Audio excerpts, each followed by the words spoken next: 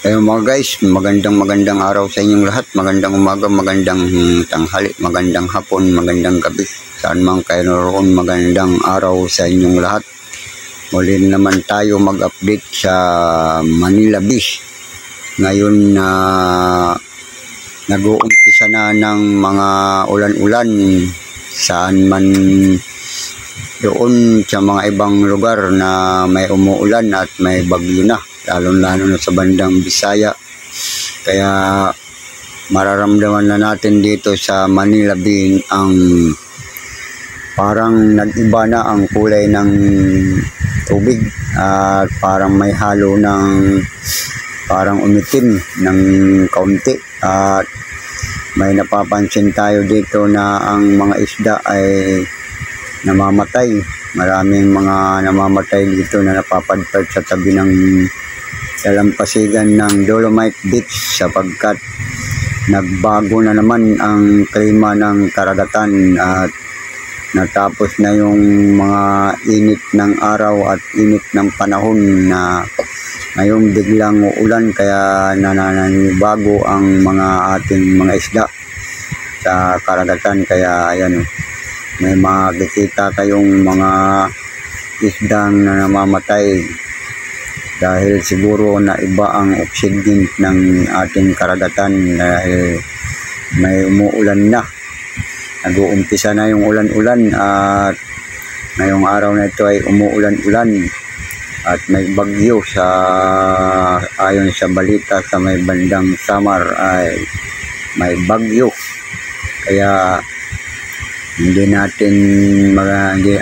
tayo makakapagtaka na ang mga isda ay muli na naman makikita natin na may mga namamatay at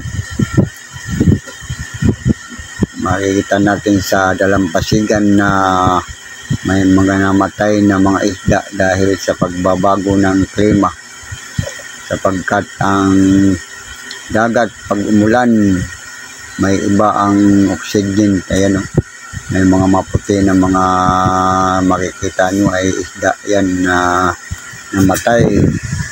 Kaya siguro ay dahil na rin sa pag-ulan-ulan na, nag-umpisa ng ulan-ulan at umpisa na rin yung pagbabago ng ating karagatan. Kaya ayan ang ating makikita at mararanasan sa update natin dito sa Manila Beach na patuloy na ating ina-update sa lahat ng ating mga viewers na kung ano ang kaganapan dito sa Dolomite Beach sa Manila Beach.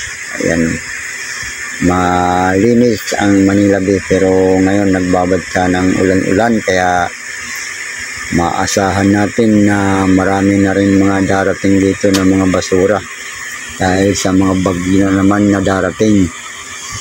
Unti-unti na naman matatangay ang ating mga basura kung saan galing. Kaya dapat ingatan natin na magtapon kung saan ng mga basura para wala nang mapadpad kahit may bagyo. Ayan, may isda na namamatay. Ayan, namamatay yung isda dahil sa panibagong klima ng karagatan at biglang umulan at biglang may bagyo sa ibang lugar. Kaya siguro at nawala silang oxygen sa dagat sapagkat na humina kaya may nangamatay na mga isda. Marami yan ng mga isda dyan kasi kanina pa pinagkukuha na ng mga mga nangunguha dyan ng isda at kinalagay sa isang lalagyan para maobserbahan kung ano ang talaga ang nangyari dyan sa mga namatay na isda. Kaya tuloy-tuloy lang tayo sa pag-update sa araw na ito at ating papasyalan ng lahat ng lugar dito sa Dolomite Beach. Kaya ayan, pero napakalinis pa rin ngayon sapagkat wala pang masyadong bagyo at itong parang naiba ang kulay ng tubig. Di natin alam kung dahil sa mga umulan na o dahil dun sa mga nagtatambak ng reclamation project na tinatambak ng mga buhangin.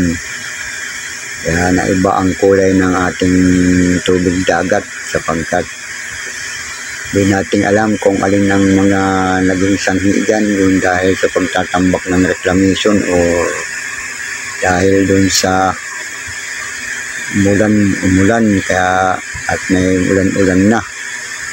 Kaya ang kulay ng parang may halong kapis ang tubig. Kaya ating malalaman ito kung ano. Ayan yung mga isda, pinatong sa mga isdang namatay. Kaya ayan, marami tayong makikitang mga patay na isda dahil sa pagbabago ng klima ng karagatan.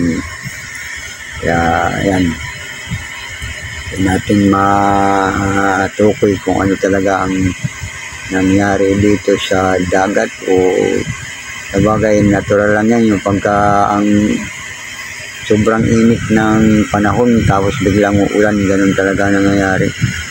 Kahit sa mga palisdaan, ganun talaga ang nangyayari. Kaya hindi na tayo bago sa mga nangyayari na namamatay ang mga isda sapagkat pagka ganyan naman na sobrang init ng panahon at biglang ulan at biglang may bagyo, kaya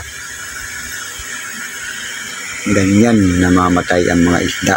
Kaya yan tayo na mga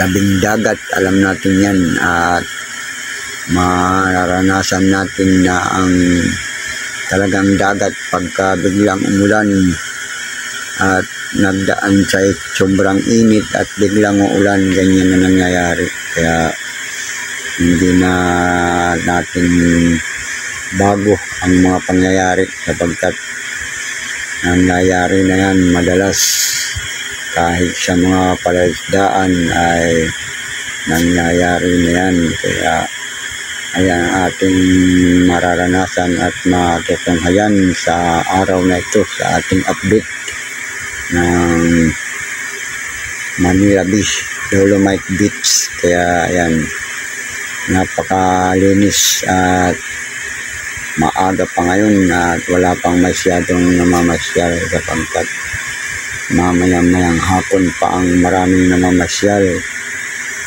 Kasi lalong na ngayon na malamig na ang panahon at hindi na matirik ang araw at mamaya at maraming mamamasyal dito sa Dolomite Beach.